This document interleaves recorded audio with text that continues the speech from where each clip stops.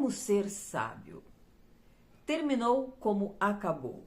Cuidado com as amizades. Olá, seja bem-vindo ao Estudo das Escrituras. Eu sou a Solange Lima. Hoje vamos estudar estes textos que estão aparecendo na sua tela e vamos começar com um livro novo. Um novo estudo é o livro de Provérbios, um livro de sabedoria, um livro de aconselhamentos, um manual para a vida. Já vou te dar uma dica. O livro de Provérbios tem 31 capítulos. Significa que dá para você ler um capítulo por dia. E ao longo do estudo nós vamos entendendo mais ou menos qual é o grande lance de Provérbios. Mas já tenha em mente que é um livro de sabedoria, de aconselhamentos. A gente começa hoje com os 2 primeiros capítulos. E no primeiro capítulo ele explica o motivo do livro, que é para ensinar a entender os provérbios, a compreender os provérbios. Esse livro vai falar de conselhos práticos para a vida. Conselhos como: eu devo emprestar dinheiro?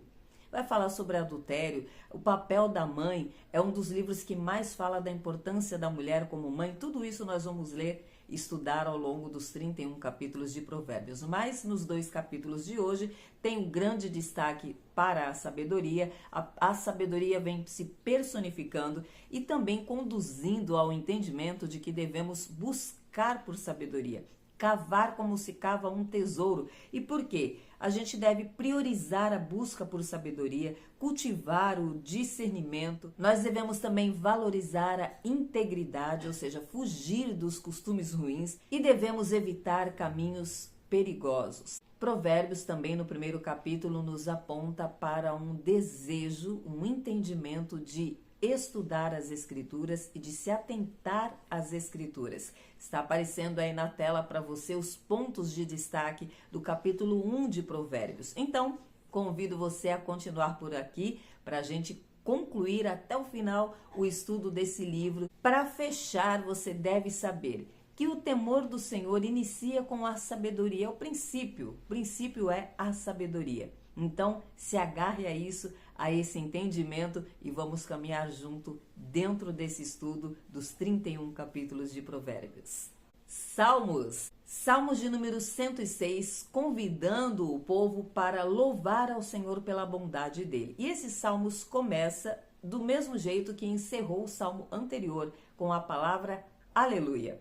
O salmista diz: aleluia! Rendei graças ao Senhor, pois Ele é bom e seu amor dura para sempre. É um texto que também está em 1 Crônicas, capítulo 16 e o versículo 34. Esse texto e todo este salmo encerra o livro 4 de Salmos. Salmos foi separado em 5 livros, é uma coletânea de 5 livros, e o Salmo 106 fecha o 4º livro. E ele vai falar basicamente sobre este louvor a Deus pela bondade do Senhor. É um salmo onde o salmista está reconhecendo o pecado do povo, inclusive da geração dele, porque eles vêm falando da geração anterior, do pecado dos pais, mas ele reconhece que também nos tempos deles, eles têm se desviado do temor do Senhor e das leis do Senhor. Primeira carta do apóstolo Paulo aos Coríntios. O texto de ontem, Paulo falou sobre a ressurreição de Cristo, sobre o evangelho ser baseado nisso, e hoje ele continua neste entendimento, explicando ao povo, mais uma vez falando ainda sobre este tema da ressurreição, mas o grande destaque de hoje é que o apóstolo Paulo fala sobre as contaminações e fala sobre a amizade, que a má amizade corrompe os bons costumes. Então é um entendimento que o apóstolo Paulo traz à luz. Nós devemos prestar atenção com quem andamos, porque as amizades podem sim corromper os bons costumes. E ele chama a atenção da igreja. Ele fala inclusive da desobediência deles, de serem mal influenciados. Então ele os convida a voltar à sobriedade. Ele diz exatamente: voltai à sobriedade como convém, e não pequeis mais, porque alguns ainda não têm conhecimento de Deus. E disse: eu digo isso para a vergonha de vocês. Paulo está puxando a orelha do povo, chamando a atenção de cada um. E mais uma vez, ele faz a comparação entre Adão e Jesus. Ele fala do primeiro Adão, do segundo Adão, fazendo esse comparativo entre Adão, o primeiro, e o segundo Adão, Jesus Cristo. Sobre morte e ressurreição dentro desse contexto, então, ele traz mais uma vez esta comparação. E ele diz que o primeiro homem foi feito do pó da terra e o segundo homem é do céu. Por quê? Ele traz esta discussão que o povo estava tendo entre eles sobre como assim ressuscitar, como que vai ser o meu corpo quando ressuscitar.